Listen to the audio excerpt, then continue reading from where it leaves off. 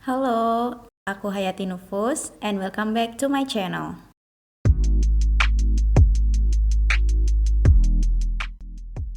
Girls, kalian relate nggak sih? Dulu, busana-busana seperti gamis dan dress itu umumnya dipakai di acara-acara tertentu aja. Tapi sekarang bisa dibilang gamis dan dress itu udah jadi salah satu mode fashion yang melekat di sebagian besar masyarakat Indonesia. Masih seputar gamis dan dress, di video kali ini aku bakal sharing ke kalian beberapa bahan kain yang sering jadi primadona untuk dibikin gamis dan dress. Selain itu, aku juga bakal sharing ke kalian beberapa style yang bisa kalian coba untuk koleksi outfit kalian di tahun 2023 ini. So, tonton video ini sampai akhir ya.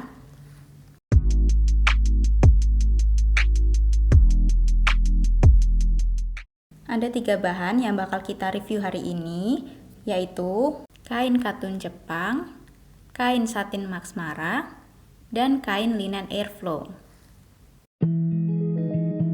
Kain katun Jepang.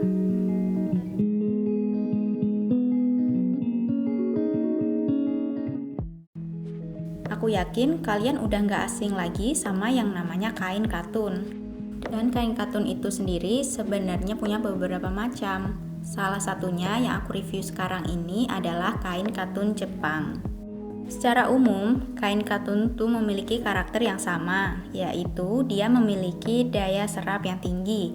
Karena kain katun berasal dari bahan serat alam, sehingga dia cocok banget dipakai di tempat-tempat yang beriklim tropis.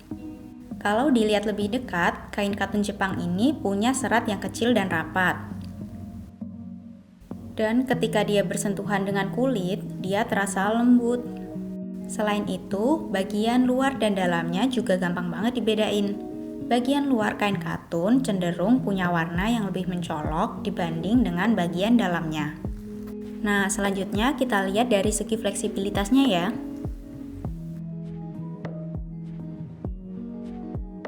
Bisa dilihat, kain katun Jepang ini nggak fleksibel ya, jadi dia nggak gampang melar.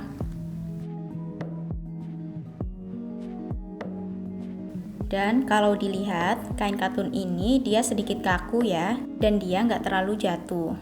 Maka dari itu disaranin kalau misalkan kamu mau bikin gamis atau dress yang berbahan katun, lebih baik kamu pakai line H atau line I. Dan untuk mengkreasikan gamis dan dress kalian bisa menambahkan lipitan-lipitan semacam ini. Atau kalian juga bisa berkreasi dengan potongan, warna, atau motif dari bahan itu. Atau kalian juga bisa menambahkan kerutan di dress kalian. Tapi saran aku, kalau kamu mau pakai kerut di kain katun, pakainya dikit aja, karena kalau terlalu banyak kerutan, dress kamu nanti akan terlihat terlalu mengembang. Ini contoh salah satu dress yang berbahan dasar katun ya. Nah, di sini aku menggunakan lipit. Dengan lipit ini, aku bisa tetap mendapatkan bawahan dress yang lebar, tapi untuk look keseluruhannya dia tetap tampak ramping. Dan kain katun ini cocok banget buat kamu yang suka tampil dengan gaya sporty casual. Satin Max Mara. Jika dilihat, kain satin Max Mara ini punya 2 tone warna yang berbeda. Di bagian luar, kain satin ini tampak mengkilap, sedangkan di bagian dalamnya tampak kusam seperti ini.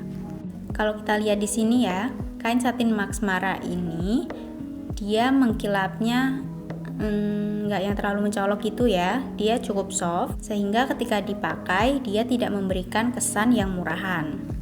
Kemudian dari segi fleksibilitasnya, kita lihat ya di sini, untuk kain satin ini dia cenderung tidak fleksibel dan dia bahannya nggak melar. Poin plus dari kain satin Max Mara ini, dia kainnya ringan, kemudian dia cukup tipis, tapi nggak yang transparan, kemudian bahannya dia jatuh banget, jadi ketika dia dibikin gamis atau ketika kita bikin dress, dia hasilnya akan tampak elegan dan feminin banget. Tapi karena bahannya yang jatuh, kain satin Max Mara ini kalau dipakai kadang akan menampilkan lekuk tubuh kita. Sehingga ada beberapa orang yang kemudian insecure untuk menggunakan bahan kain ini. Padahal sebenarnya hal itu bisa diatasi dengan pemilihan model pakaian yang sesuai dengan bentuk tubuh kita. Ini beberapa contohnya ya.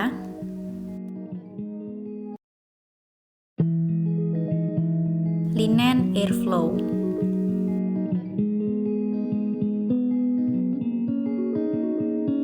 Mungkin semenjak tahun 2022 sampai sekarang tahun 2023 ini, peminat kain crinkle dan kain airflow ini semakin meningkat. Karena emang kain-kain semacam ini ketika kita bikin dress atau ketika bikin gamis, itu bakal ngasih look yang cantik banget.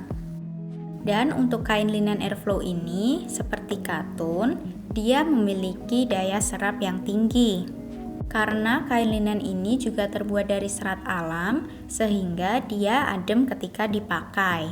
Lalu, hal yang membedakan dari kain linen airflow ini dengan kain linen pada umumnya, tentunya yang pertama dari tekstur kainnya, kemudian yang kedua dari serat kainnya. Kalau kita lihat dari dekat, dari segi teksturnya, kain linen airflow ini seperti namanya, dia memiliki tekstur yang bergelombang. Kemudian dari segi seratnya, dia memiliki serat dengan tenunan yang lebih rapat daripada linen pada umumnya, sehingga linen ini dia sama sekali tidak terawang. Untuk fleksibilitasnya, kita bisa lihat di sini ya. Nah, kain linen airflow ini dia ada sedikit fleksibel, dia sedikit stretch tapi tidak yang bikin melar. Dan menurutku ya, kain linen airflow ini ketika dibikin gamis ataupun dress, dia bisa dibikin dengan model apapun, dengan style apapun, dia bakal tetap kelihatan cantik. Bahkan ketika dia dibikin gamis polos, dia bakal tetap cantik karena dia udah didukung dari tekstur kainnya itu sendiri.